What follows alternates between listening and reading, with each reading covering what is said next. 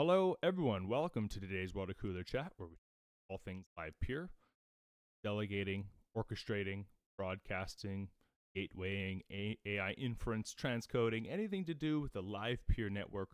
We're here to ask questions and get answers. We've got a couple topics ahead of us. Some around LLM setups for AI inference, potential pre-proposal for the Eliza SPE, and gas spike and price. Why don't we kick us off with some things directly related to the Livepeer protocol, Papa Bear's topic, and then we'll jump into mine. So, Papa Bear, give us a rundown. What is your topic, and explain to us of what you've been seeing. Yeah, no. So, it was a couple weeks ago. I brought up that when the gas spikes happened, that ticket prices were getting crazy high, and I thought it just didn't make sense because doing the same amount of work and getting paid a lot of extra fees just because the gas price went up, and that was originally put in place so that you didn't cash a ticket and spend more money on the ticket, like back from L1 days. So you can get a ticket for like $40 and spend $50 in gas. So it was a multiple of what it would cost to cash in the ticket. But because it's been driving me crazy, I keep looking at it, and I've noticed two things. One is when there are gas spikes, there's a lot fewer tickets paid out. So if you do happen to, so the overall amount that's paid out on a day tends to be about the same amount across the network. So that got me looking and then actually discussing with Zoop, and he pointed out that your win probability also goes down quite a bit when the gas spikes are going on. So you aren't doing the same amount of work, which I originally thought was the way that it worked. So you are doing a lot more work before you get a ticket when there's a gas spike. So you'll get fewer orchestrators winning, but the overall payment from a gateway's perspective still remains pretty constant. I mean, I haven't like actually done any spreadsheets or anything to prove that, but just from observation, it looks to be like it is working, but it's just spread out among fewer orcs, and it's not the situation where I thought where you're doing like the same amount of work, but you're getting paid 5 times the amount just because the gas spiked up and it costs you 6 cents to cash a ticket instead of a penny or something like that. So I think it's actually, I don't know if it was intended to work the way it is, but it seems to be working fine. So my concern about that is no longer a concern. Well, I think last week what happened was there was a period of time in which gas was sustained high. So there was like 2 days in a row where it was like 7x the gas price that it normally was. And it stayed there pretty constant for like the whole 2 days. And if you look at the data for those 2 days, it was pretty much showing that, the ticket price was was higher, the average ticket price was higher, but if you looked at the total number of tickets, they went down. And when you look at each of the winning tickets, their win probability also went down. So again, just anecdotal, kind of useful, probably useless. We'll forget about this after we talked about it, but I think it was interesting. We talked about this topic many a time. So Yeah, like if you look at last Friday, where the gas was back to about normal price, there were 159 tickets won, and the total of amount of ETH paid out was 0.19, around that off at 0.19. And if you go to Thursday, so the day before that, when the gas was really high, there were 41 tickets, so 41 versus 159, and the amount of ETH paid was 0.18. So I mean, less than a 0.01 of an ETH. So so yeah, the total amount paid out across the network remains stable. It just looks strange, that you just see a lot fewer people winning those tickets, so it's spread out like, among fewer orchestrators. But that's a pretty good, I think, example of about almost less than 1/3 the amount of tickets about 1/3 the amount of tickets won during a big gas spike day, but still same payouts. So my concern about like, this costs all why like for a someone who wants to use the network as a gateway, you're not gonna get crushed on a day where gas is high and then like, why did I have to pay all this money this day for the same amount of work? It's not working out that way. Yeah, I think that's definitely how it's supposed to work, which is if gas is higher, you get less tickets, but we're weight to equal amount probability the other way around. The only concern I have is that I think there was a time, or probably still a time now, where if the gas spikes too high, it like errors out the gateway or like the orchestrator some charging the ticket price is too high. Yeah, I mean that's gateway configurable, but it is definitely possible, especially for a smaller gateway. Yeah, because I think what happens is you need to have enough in your reserve to handle a payout to every orchestrator same time. But then if the gas spikes, then if your reserve is too small because you're a small gateway, then it's like the orchestrator will reject your work anymore. To me, I think that's like flaw, and I would love to see orchestrators be able to turn that off and be, hey, listen, you know what? I know this orchestrator or this gateway couldn't pay out all 100 orcs at the same exact time, but I'm willing to like have them pay out 20 orcs at the same time because guess what? Like this is a gas spike and there's no reason for me to stop doing work off chain, just like on chain fiasco arbitrarily. I completely agree. I mean the likelihood of having to pay out, more than more than I think more than two or three is so unlikely. I mean, I've been here 3.5 years, and I've never seen anywhere near 100 have to be paid out at the same time. So I think it's a little extra safe, a little too much safety built into the network. I just think from a gateway's perspective, it's just like such an unknown. And if it only happens, like if it only happens for like 10 minutes, right?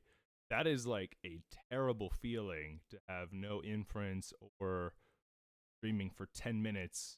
And you have no idea why, and it'll take you. You'll almost never pinpoint it. You don't even know how the payment. So like, and it probably is a relatively easy thing. Like I haven't dug into the. I'm assuming there is just some sort of verification check function that, hey, going to accept work based on parameters, and we could just simply have a flag that, hey, you know, allow, infinite, just like reduce or eliminate the need for the reserve to cover all this, Yeah, all these yeah. I mean, like checks. maybe a reserve needs to equal like X percent of, rather than 100% of like everyone getting paid. I don't know how the flag would work, but or it could even just be a protocol thing where I just think that, I mean, the likelihood of that happening, I've never seen it or anything. I've never even seen it get close to it. And yeah, the other benefit would be it would be a lot cheaper for someone to try the network out because you don't have to put in your reserves, and your deposit doesn't have to be big enough to cover that that very, very, very, very unlikely scenario that you have to pay out 100 tickets at the same time. Yeah, so I think it would go something like I'm almost certain there's already like it's like ticket price times whatever times 100. I'm sure there's literally like a thing Yeah. that's like times Hmm. 100. You could add a flag that Yeah. just goes like times 1. Like who cares? Like I'll just if you have enough reserve to cover my ticket, like I'm willing to do that, right? Even though you could double spend it, you go somewhere else. I'll just listen. You have some reserve, or if you want to go to the next level, you'd say, you know what, Split the make it ticket. Yeah. 0 and just be like, I don't Yeah. even care if you have a reserve. Like I'll just take your ticket. Like it's only gonna go into the reserve if it's a double spend. Otherwise, it goes pull from your deposit. And if if I win a ticket and I don't get paid from the deposit, okay, I just did a bunch of work for free, but like then the gateway didn't even need to put in a reserve, right? Like it would be nice for gateways to have zero reserve, right? Like it is even the word reserve and deposit is very confusing. I still get really mixed up by this. But if we set that to, you know, zero, then you could, well, gateways don't need a reserve anymore. And just put in the deposit they want to spend. When they run out of money, oh no, you're going to do about one ticket work before you stop doing. I mean, I personally would be willing to take that risk as an orchestrator. I mean, it's not a huge risk to take. And that would eliminate the gas spike, right? Because then gas would spike and whatever. I'm willing to accept the work. Well, not necessarily, because I mean, I don't think it's. I think the gas spike issue could still be worked on a little bit, because um, I would like to see it where I mean, I don't know if this can be calculated because it's fluctuating. Where it tags on whatever the extra gas is over over base. Like if normally, like, let's just say you're paying 1 cent to cash a ticket and it's 6 cents, just give me a ticket for 6 cents more. Don't make it like, 6 times the ticket price, because maybe that worked out in L1. It was required, but from what I see on L2, it's it doesn't seem to need to be that high. Well, it seems to be. Well, it's current 100 times, right? Because that's the current thing, right? I don't know what the multiplier is, but yeah, I would say if there's a way to just like say, hey, here's how much extra gas is costing, or how much extra it's going to cost to pay the ticket, maybe even put a buffer into that. I mean, that would be a lot less than making a multiplier of whatever they're using now. Because for a ticket to cost, or for the ticket to be like 6 times, 5 times what it normally would be, just seems it doesn't seem necessary. I mean, you're not going to get. I've never seen a case where I'm even close to like not getting enough money to cover the cost of a ticket to cash it. I think this was the idea behind this. When we start scaling, they were doing 10,000 streams, and you are taking a ticket every second or half second. Make sure you and back on L, like you said, back on L1, like if you're generating a ticket a winning ticket every second on L1 and gas spike, that could set you back a long ways. Way to handle that, right?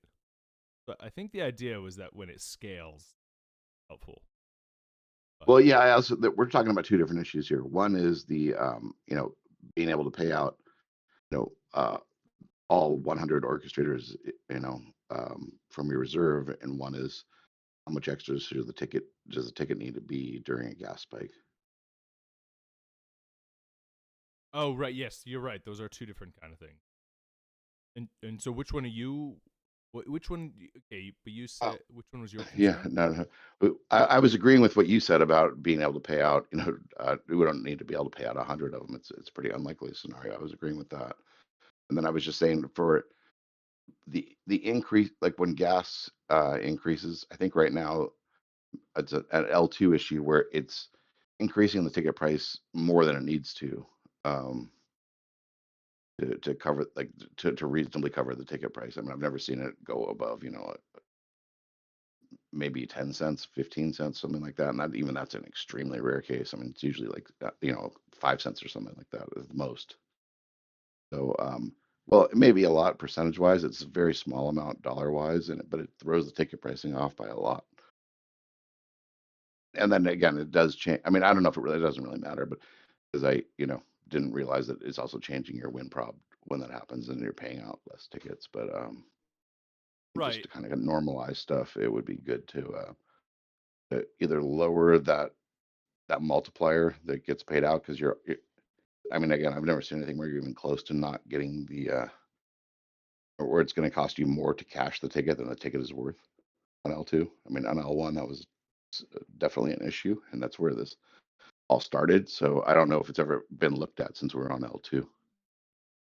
So what you're saying is that like slider, right? That slider that's like the amount that the ticket costs versus the probability. You're saying that looks like it's working fine, and that's actually a fine the way it is. Well, I mean, it does work because it changes the win probability too. It just, it does though. Like it does make there be fewer tickets, even though the total amount of all the tickets throughout that period be the same.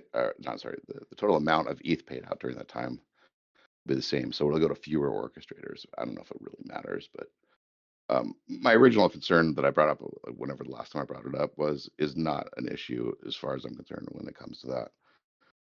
But it's hard to keep jumping back and forth.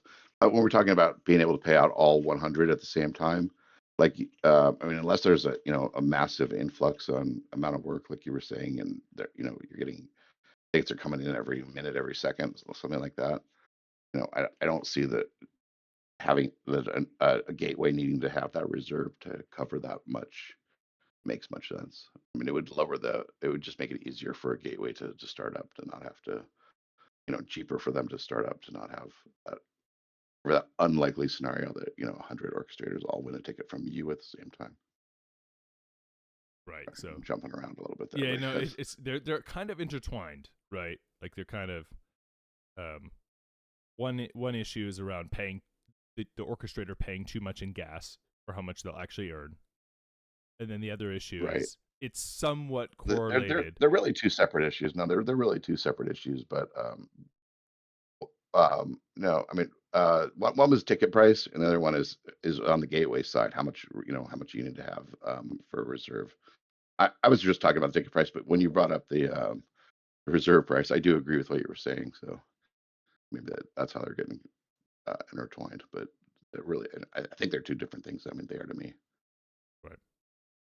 Yeah, I mean, I think the adjusting ticket price based on gas is fine until you hit that spike where the gas spike is so high that you reject work, right?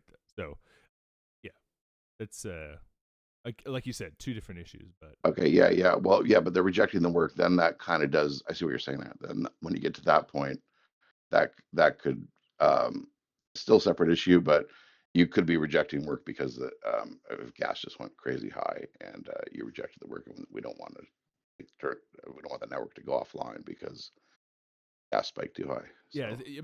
my so this is the scenario. This is the scenario I see. So God forbid, but Arbitrum hits 1,000 Gwei gas. So what happens? Well, the orchestrator says, "Hey, listen, this is such an expensive ticket to cash. I'm going to make the ticket so much more expensive, and I'm just going to take less tickets, right?" And that's totally reasonable and fair. So you go from claiming a ticket every second to claiming a ticket every hour, and it's worth 1,000 times more. Whatever, however the math works out, and that's totally mathematically sound, right? And both the broadcaster, or so both the gateway and the orchestrator, are like, "Yep, this is fair. We're going to do this." But then there's just this piece of code that goes, "Well, but if you don't have enough to cash a ticket times 100, then I'm going to reject your work to begin with." And so the gas spike. Yeah, so that amplifies the whole issue. Yeah, I see Yeah. your point there. Yeah. So I think if we just removed, if we allow orchestrators to toggle that part off, then gas could spike to 1,000. You're still doing the work. You're getting tickets back to L1 days, but we didn't stop doing the work, right? And from a gateway's perspective, they don't mind because they're just like, "Listen, I want to abstract away all this," right? A gateway wants nothing to do with this gas spikes, right? They don't want it to interfere with their work at all. but yeah, there's just this piece of code that's like, yo, if you can't cover 100 tickets at the same time, I'm gonna just literally cut off your stream. And so I would love to see a flag that just changes that 100 to a 0, and allows orchestrators to just be like, yo, I'm willing to accept work regardless of whether you can pay it. If gas spikes to 1,000, I'll still do the work. And the first ticket that comes in that fails, then I will stop doing the work. And then what it does is gives the gateway the benefit of the doubt that, hey, listen, you might be trying to screw me, but I'm not. I'm willing to give you a lot of leeway here because I don't want the stream to go offline for some arbitrary gas spike. Right? So, yeah. So it's funny. You brought up the topic around the ratio of the tickets versus the gas ticket and the gas price, and then I took it in a different direction. Was like, yeah, and there's this stupid 100 orchestrator thing. Right. I think most people listening are probably like, what the hell are you guys talking about? But yeah, I mean, there's areas for improvement. I'll leave it at that. I don't think it's a huge deal right now. But and seeing as how there's really only one gateway on the network and they have plenty of reserve, I don't think it's a big deal. Well, no, there's more than one. Never mind. Sorry. There's more. There's the Cloud SPE. Yeah, no. Yeah, I was gonna say I originally noticed it from when the cloud was making payments that I was like, wait a minute, how much are we failing to get work done because we don't have enough reserve there? So that's what originally brought it up for me, what made me notice it. So no, it's a much more noticeable that with the smaller gateways. Well, and I have a gateway too. I lied. I have a gateway with 0.2 ETH as a reserve and deposit. Yeah, there's quite a few smaller ones out there. You just probably most people don't realize them. Mike says there's a total of 35 gateways on the network. No, there you go. There you go. Yeah, I know that when I launched my gateway, I was very confused between deposit and reserve, the same words to me.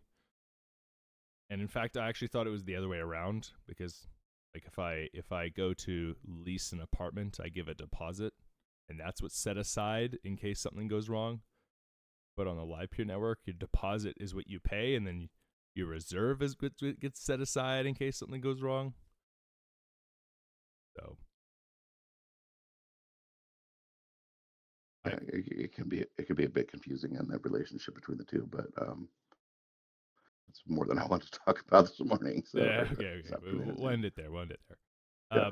Good topic, though. I mean, it's just one of those things where, like, around my topic, which is around getting getting new customers from the Eliza framework. You know, if we are encouraging people to spin up gateways, we need to make this crystal clear how this all works. So anyway, it's a good topic. I think there's definitely work that can be done there to make it easier to understand for sure. Cool. Okay, let's continue on. Any more questions or comments around the gas spike and ticket price relationship?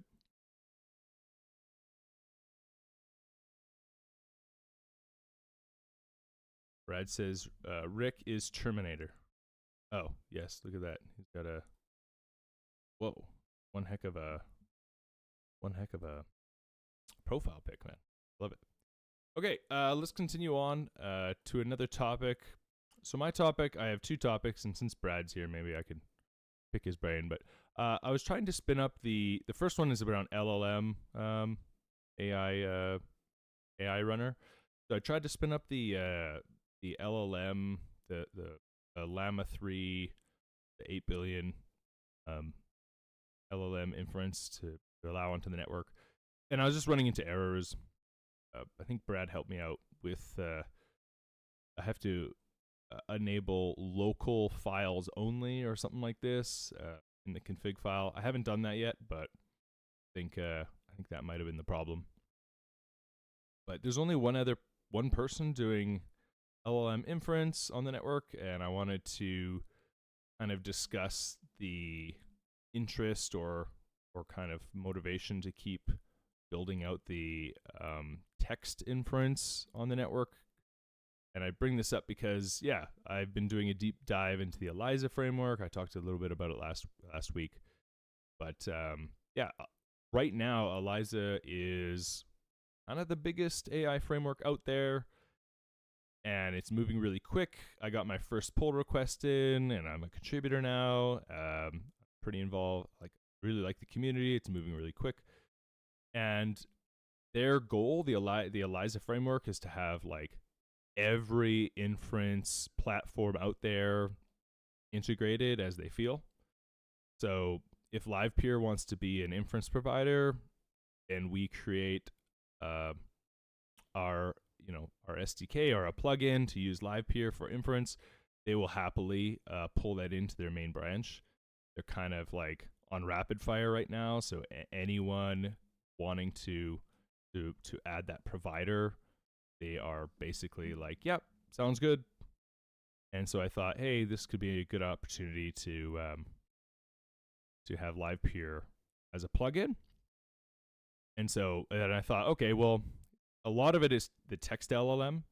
So the actual bots creating text. And I thought, okay, well, we do text inference. So maybe we need to supply better models or more support for that, and then we can put in a plugin. We also do, we're focusing on video and image. So there's that side of things too. We can kind of build a plugin more around that. And lastly, like these agents are they want like a requested feature is to have them live stream. And we're all about live stream. So I thought that could also be included in the Livepeer plugin for Eliza. So I have all these thoughts going around, and I've dug into the code, and I thought, okay, I think the best way to go about this is to create a Livepeer Eliza SPE. And, this SPE would apply for something like 5,000 Livepeer. We could hire a TypeScript developer to go in and create the Livepeer plugin, and that can point to, probably the cloud SPE's endpoint, make some sort of simple API front end that people can grab some keys, and so we can at least kind of monitor or do some billing in case things really start to take off. Anyway, the Eliza SP the Eliza framework, it's really moving quick, and inference is really expensive. I've already racked up like a bunch of money on three AI agents that are running. So yeah, just figured it could be a really good demand driver, and it's really early. So to get people's feedback on like an Eliza SPE, like focusing on one framework to go after from a treasury point of view. Does anyone have an opinion on that?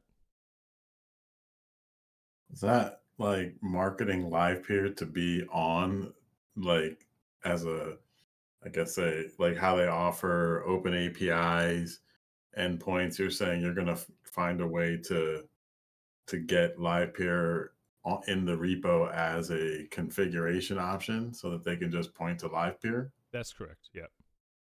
That's cool. Because they're adding new inference providers every day. The env file is like it's like, oh, like you got, obviously the first ones were like OpenAI, Anthropic, Yeah. and then it's like, okay, now there's like Red Pill, Open Router, Hurist, which is like a decentralized. They're like new. There's IO.net. Like they're like every week they're coming in with like anyone who and just I've been doing the dev school for Eliza, and they have like a specific mandate of like they don't want to direct anyone to any specific provider. They literally, you can build a plugin. If the plugin works, great. If it doesn't, like that's on you. But we'll pull in the plugin, and people can choose to use it, and you can maintain it. And yeah, and they're just kind of like, listen, people want to use any provider you want, just write it, pull it in, and as long as it passes tests, you'll be fine. And Oh, that's great. No, I mean, I think if you can get it to work with the cloud gateway and traffic starts coming in, that's huge. like, I mean, and I think like I'm not a TypeScript programmer, but I think I could probably just take the Open API code they have, fork it into a Livepeer plugin, just copy pasta, rename, change the endpoint, and maybe the Cloud SPE can host the middleware for handling all the configuration, and then that way it would basically pass all tests and be ready to go quickly, right? Yeah, no, it's sounds good. So anyway, but I'm thinking about this could cost money. I don't know. I just think also maybe creating like a SPE around it so it can be built, maintained, and have some funding behind it. Also, like to support Q&A or like just have like a Livepeer presence within the largest AI framework in the world could be just where that money can go towards. Yeah, people like their freebies, and if they can get hooked on it using Livepeer for these agents, it's like the de facto approach. It's definitely that would be real good. Rick says, Titan, I think this is a great idea. I didn't have time to look into the ecosystem yet. Happy to take a look over the holidays. Yeah, I mean, even Yondon, like I just saw him join the Eliza Discord. He's digging around. He's on reconnaissance in there. Intel. So yeah, I'm pretty deep into it. I've done all the dev schools so far. So it's like 9 hours of coding. I built an app that's using it. I got bots running. They're every day there's a new feature. Like it's so hard to keep up with the repo. There's breaking changes every day. It's like it's moving so fast. But it's so early, and I think that Livepeer can just pop in their endpoint into the .env file, and it would probably pull it into their branch. And yeah, and just using the Eliza framework, I've already used 4 different endpoints. So I've used the OpenAI endpoint, where the results were so PG and so guardrailed, it was not even fun. So I switched to Anthropic. The billing for Anthropic was broken. I kept putting in my credit card and it just kept saying declined. I have good credit cards, and it's all 5 of them were just declined. Try again later. Like Anthropic, I couldn't even give them my money to pay for inference. So then I switched to Red Pill. Red Pill was awesome. Really, really. That's what I'm using right now. Then I had to use the character generator, but the character generator only used OpenRouter. So I switched to the OpenRouter endpoint, and each inference was 12 cents. So I did 5 inferences, and it was like almost $1 or whatever. Like, I was like, okay, this is totally unaffordable. Then Hurist is a decentralized open network of GPUs. I went to them, but you have to be on their whitelist. So I'm not on their whitelist. I'm like, oh, dude, this is. I'm like, yeah, it would be nice if there was like a Livepeer option that worked, right?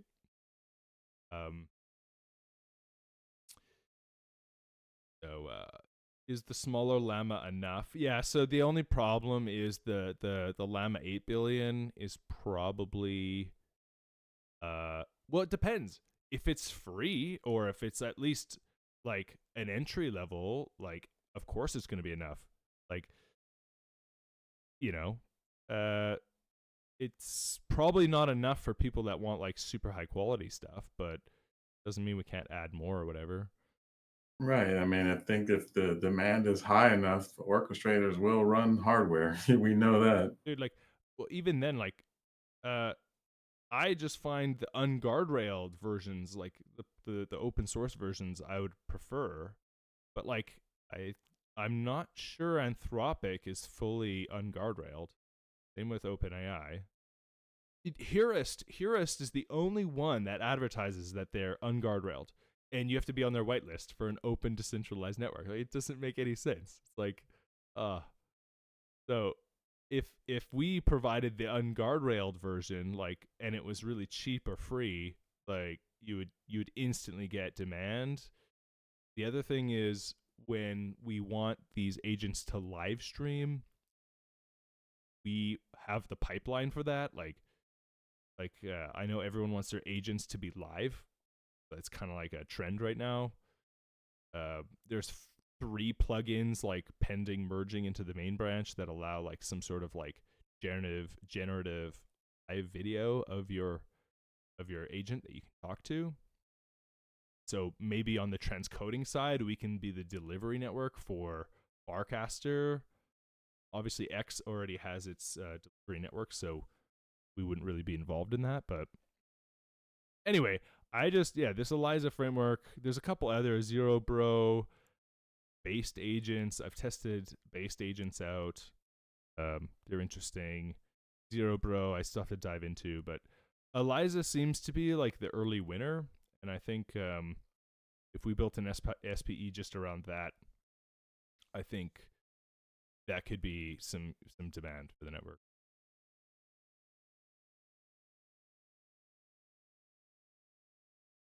Have any comments on that idea?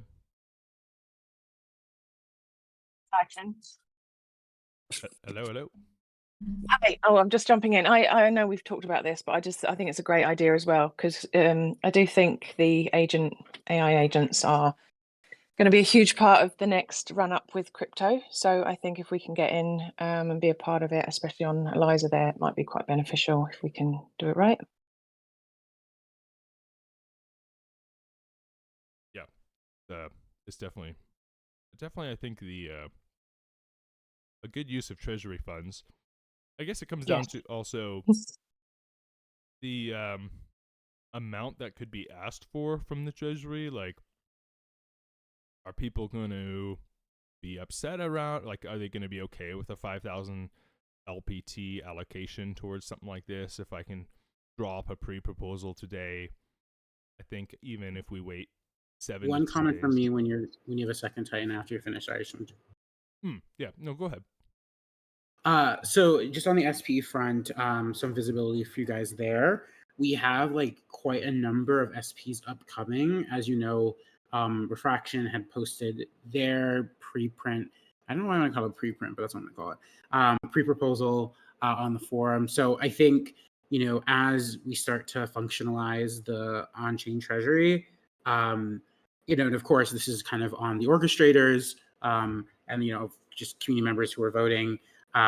But it's going to be important to be like, okay, what is the paradigm that you guys want to operate out of? And of course, it's autonomous. You can choose your own, but if there's like 5 proposals coming up in the next few months, what is the priority for people? And let me know if we want to have a kind of like orchestrator or voter community call for people to discuss kind of their perspectives. So yeah, that's just something for folks to be aware of.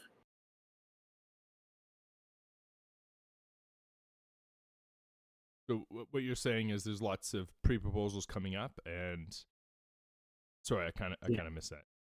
Yeah, so there's a lot of SPE proposals coming up. Some more, some significant, some less LPT requested, but as we start to kind of get more momentum around SPEs, I think there's going to be more of a need for those voting to kind of figure out what are their priorities for you personally, what are people's perspectives, and have those conversations in the community. Cool. Yeah, I mean, is there currently a template or like a format for SPEs to follow, or is that still in the works? Yeah, so that was posted. So I actually just posted the Treasury recording. Sorry, it took me a while to get it up, but I posted the Treasury recording in the governance channel. But essentially we have this doc, which is the governance hub. And in here, there is, I'm trying to see if they have, if they have the thing in here. Yeah, they have the structure in here. But I don't know if they have the template. Sorry, I haven't poked around here. But they do have a template. I'm not sure if it's up in this one yet, but that is what people have been following, at least the last one or two SPs. Cool. Okay. Yeah, this is great. This is a place to start for building. Create an SPE. It gives you an idea of a template. It gives you an idea of how the flow works. I already know that. Is there a template for the actual proposal? What I'll tell them, so there is a template. It's kind of buried in here. I'll tell them to make that. Actually, I could probably just do it myself. I will do that. So I will make the SP proposal template. I'll make that a page or a clickable link under build on Livepeer, so people can like see the template more quickly than having to dig around. Yeah. If you could just make it more obvious, and then that would be really nice because really just I kind of understand the workflow of it already. It would be nice just to have that template that we're going to be using going forward, and I can kind of fill it in with what I'm thinking, put up a pre-proposal for discussion, and then just get the community feedback on it. Because I don't know, if this is a great idea, great. If not, it'll just get shot down in the pre-proposal stage, and that's fine.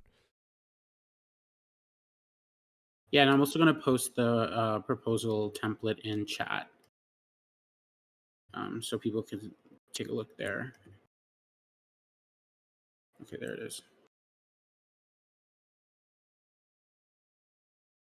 Cool. Oh, is that it there? Yeah, and I'm trying to edit the thing right now.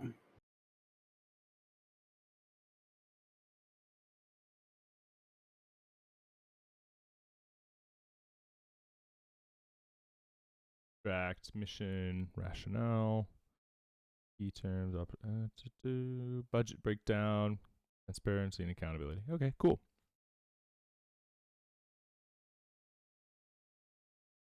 Where is that buried into this governance hub? Yeah, so it's basically in the Create an SPE. There, it's kind of like buried in there. But I agree with you that like it should be a bit more visible. So I'm just editing that right now.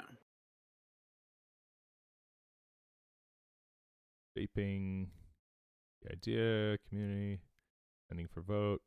Yeah. Okay. Dashboard. Who can form an SPE? Yeah. Okay.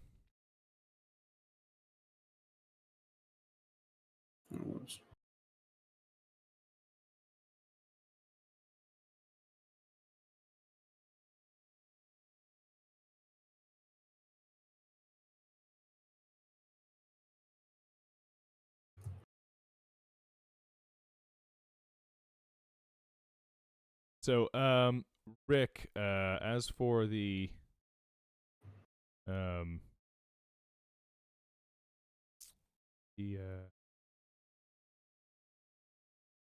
books, I'll share my screen real quick. I'll just kind of show you what I'm looking at. There's two places to look. Google. If I go live, will it work? People see this? Yep. So, just Rick, just real quick. So basically, this env file example. So this is where all the configuration, you can see it just goes on and on now. So obviously they started with OpenAI. This is the OpenAI section. Eternal. Then you have Grok. So I've used Grok before. Twitter has already changed its APIs in the last 30 days. So Grok API has changed, and they bill a lot for it. It's very expensive. but it's great for Twitter because it like knows all the Twitter lingo. You have Google generative AI, so this is all your open router. Then they've got, I don't even know what these ones are. Ali Balin API, Vol Engine, Nano GP, Hyperbolic. Obviously, they got 11 labs in here for all speech generation. Twitter account hookup. And then, yeah, you got local models, so you can just run your local GPU. I'm not sure how long it can stay, but this is helpful. It's quite late here anyways. Yeah. Just kind of showing you like Red Pill, like they're really, we could just come in here with, Livepeer keys and, Heuristic. This is the Heuristic one. It just goes on and on. So at the bottom, we would just pop in, Livepeer endpoint, throw it, tell people how to do it with these instructions right here, like, grab your API key from this web address, throw it in, and then all you have to do from there is, I believe, you just create a package.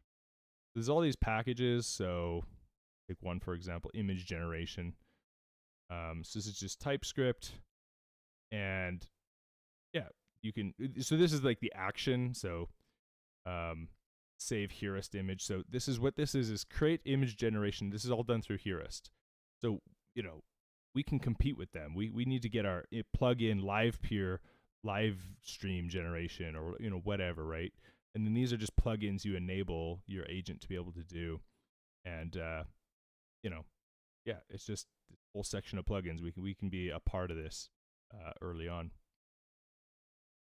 I've been deep in here, like messing around with the Discord and the Barcaster, Twitter. I've been in these packages pretty deep, just kind of seeing how manipulating and seeing how it all goes. And I just think we're early, and there's an opportunity for us to be here. And this is basically the star history. Hockey sticking to the right, and people really like this repo. So I think there's And I might have missed it, but I can help potentially elevate this into with Ink. I don't know if you want to drop a link or DM me the details to share, but yeah, I might be able to help there. Yeah, I just think it's kind of timely. I got into this just about 12 days ago, and it's absolutely wild. I think this, I honestly think most generation, most LLMs, most image, most generation won't be done by humans at this point. Like it's all going to be done through bots, all going to be done through agents. Vast majority of inference is going to be done by agents. So this is on track to be the number one framework. I think we need to be as early as possible. Just my 2 cents. Yeah, it looks very promising, Titan. Thanks for explaining. It also looks very doable. We have the SDKs that already should do a lot of this. We can just wrap them. We have TypeScript SDKs. And if we get a template right, you can, I think, add all the capabilities of the Livepeer network there. So I would love to help you with that. I only don't have much time till the 20th. And Rick, would you say that this is more in AISP purview rather than Ink? Yeah, it depends how big you want to go. So of course this falls within the AISP because if it can incentivize demand on the network, it's clearly uses the AI the AI network. Especially this one uses the batch network compared to the real-time AI video that we are doing that Ink is leading more than my group. So yes, we could also allocate even resources to get this done by a bounty. If we have a TypeScript developer in the community, you can find one, Titan. I can create a bounty for that one as well. That can speed it up and do it even quicker maybe if you can find somebody. Just to have like this proof of concept on there. Maybe put the image generators in that category, ensure that the Livepeer network can be used for that. And then the LLM is a little bit harder. Nico didn't fully release the LLM part yet. You can use it as I stated earlier through the middleware. But there are not much people running that right now. I think handful of orchestrators. But if there's demand, of course, orchestrators will run it. But Brad mostly did the research on the LLM part. So I think the biggest problem there was really these LLMs are really big, so you can't put them on smaller machines. But the 8 billion model, Nico told me he is running that as well. I'm planning to run that model for him as well when it comes out on one of my machines. So there are multiple options to move quickly. I agree with you that if you miss this train, you can do it now. We can quickly get on there. We can at least get a sense of how rewarding, I don't know the English word, but how much traction we can get from this platform. That would be really nice to get that early, especially if you want to put an SPE out of it. First, getting the information there, I think, will be really beneficial. I really don't think going after like just seeing the implementation of like here like they're doing the like some like Anthropic and Hearist they're doing like the 405 billion parameter models. They're already offering that. Like I'm not certain that Livepeer should focus on the LLM part because there's already maybe 10 to 15 LLM providers all begging to be number one on begging but fighting to be number one on Eliza. But that's not even the most expensive part. Like image generation and video generation are definitely going to be the most expensive, and people want that, and that's still new. So maybe it is good that we focus on that rather than the LLM part, especially because it's not built out. Whereas, yeah, I think that one is really doable. We have the infrastructure already. We have the SDK, so it should be easy to at least give people the possibility. Then, of course, becomes the question: which models do we support? Currently, I think most people want to use the Stable Diffusion 3.5, Stable Diffusion 3, and the Flux models. They are on the network availably. Apart from that, you could do the transformers as well, but I don't know if there's bots. Have you seen bots that do more like text recognition in the sense that do sentiment analysis? Is that needed? Because that's also a really easy one to offer. From perspective, I was quickly doing a prototype by creating a pipeline that can offer all the transformers available on Hugging Face and load it dynamically. We haven't run that out yet. It's just a test, but transformers could also be an option, do you think? Or is it mainly like the image generation that really are expensive that the people are using the most? what people want are agents to be very impressive. And the way they're impressive and the way Eliza works is you have what's called evaluators. And the key to having to Eliza's success is that they have a local database that saves memories of what Eliza is dealing with, and it constantly pulls upon its memories when it's doing any type of inference. And so yeah, when it reads a tweet or an X post, it's important that it can generate a memory based on the image that was posted so that it can reflect on it and talk about it or create a new image based on that image. So sentiment analysis, these things I think are really important to the Eliza framework and how it's built. And are they already on there? Because we just released together with Ink, the Ink team, they created the pipeline. We brought it to production. Is the image to text pipeline there? That, for example, already states what's in the image. We have object detection as well. There is one for the batch pipeline that has not been merged in yet, but it has been done by our AI researcher and it will be merged in. So that could be options as well. So if you have really a feeling this is something that's not yet on the network that we can offer, that we can jump in as a Livepeer network, we ensure that it or can be cold loaded really quickly. So that's also a question for you. I think, how quickly do people expect this result? What's the result? So transformers can be really quick. It can be 150 milliseconds, for example. And the container startup type then is around, I think, 2, between maximum 5. But so that could be still in the range of 10 seconds. If that's enough, transformers will be really a big option because they're all really very small as well from a Freeman perspective. They're around 2 gigabytes, they're around 4 gigabytes. Orchestrators can thereby stack them really easily.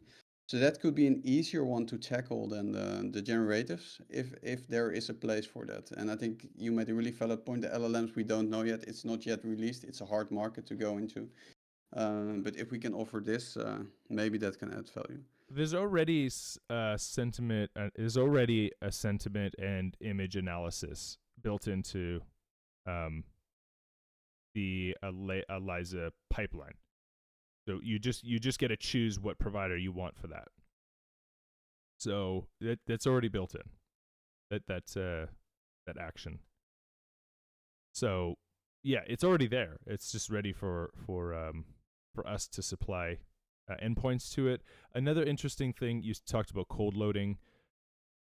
Inference time is less sensitive when it comes to bots or agents, because, for instance, when my bots, when my punk bots are doing Twitter posts, I mean, they're only doing it every 2 hours. Like, we don't want to spam ourselves with too much inference. So only 2 hours is it doing stuff. If it's replying to stuff, it doesn't matter if it takes 5 minutes to generate inference, or 30 seconds or 2 seconds or 2 milliseconds. Like, as long as it's within a reasonable time frame for an agent, it's not. These agents don't seem to be too sensitive to time in their current state.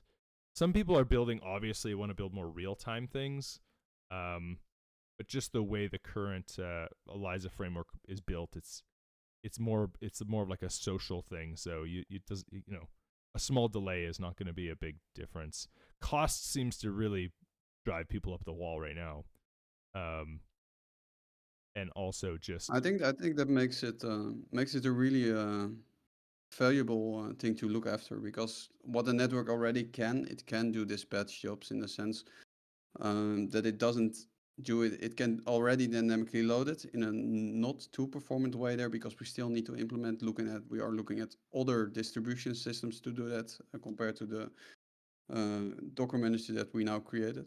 So that could be really an option, because where we can shine there, like you say, we can shine there with offering cheaper compute here. We still have enough orchestrators doing that. Orchestrators will scale. So I would like to explore this with you. So the only thing, like I said, we have really some strict deadlines this month as well. But one thing you can already do, we can create a bounty for this, see if there's a TypeScript developer that can help you to move it along quicker. And otherwise, I would like to at least experiment it, because you really explained it well. And I really like the idea. I like the platform. I haven't had the time to look into it. I think your crash course was really valuable here. Yeah, they really are focusing on the Eliza itself being a series. So there's like 3 things that make up the framework. You have providers, actions, and evaluators. And so providers are things that give the agent information. Actions are actions that the agent can do, and they're really high level actions. So it's like, post to Twitter, and like the action can be almost arbitrarily as long as you want, but you just make it just a really high level action. And then evaluators happen at the end of actions, and they create memories based on interactions it's had. And so like it's really this, like, they're really trying to build the agent itself to be a looping system of just like, and then you plug everything in. Your providers they come from APIs and endpoints and local memory, and then actions are from plugins and integrations, and then evaluators are mostly, they can still be plugins, but they're mostly just handling its own local database, right? So it's and then that, because of that, you just get this scale of everyone bringing in their own APIs and plugins, and so Livepeer can be one of those resources, right? Anyway, thanks for just having a chat. Yeah, you got to hop off. No worries. Appreciate you entertaining my idea. No, I like it really a lot, and let's keep chatting about this. If you want to create a bounty just to get it moving more quickly, let me know. Yeah, no worries. That might be just a really good way to get kicked off. But like, this is how quickly they're going. This is a git commit it's just remove that bullshit. And someone built a LinkedIn plugin, and I don't know why it got removed, but he just said remove that bullshit, and it got pulled. So yeah, I don't know. This is how quickly they're moving. Like, I don't know why they got rid of the LinkedIn plugin, but they did. Yeah, I think then we should move quickly as well.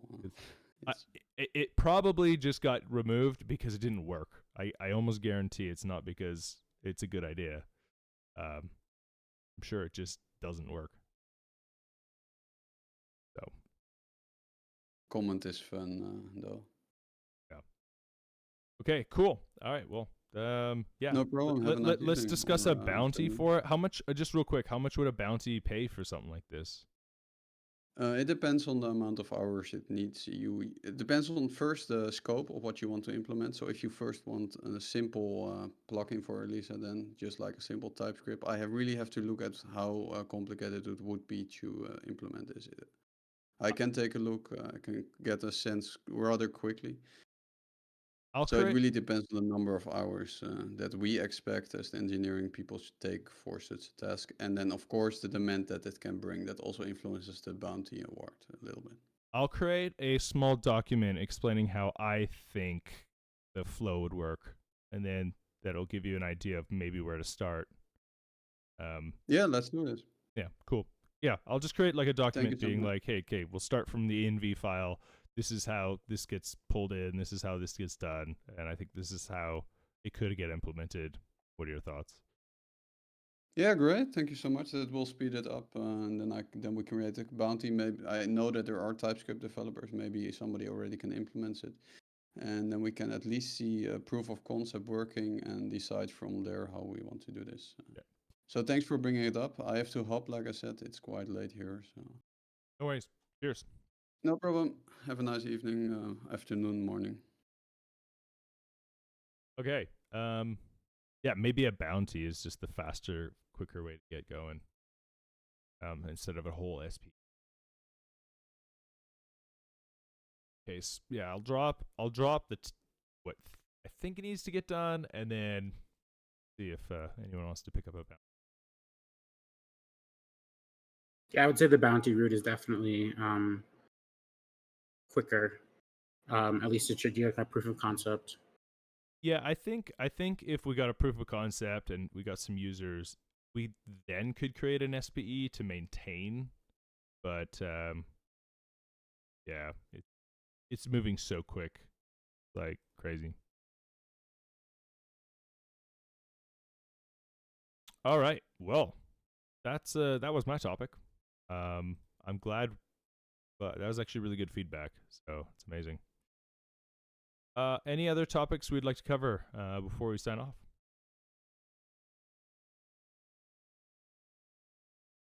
I have things, but I feel like you guys have been talking for a while, so maybe I can just update next week. Wait, are you doing it next week? That's actually a question I have. Next week is the 23rd. I assume no. It's 23rd. It's a yeah.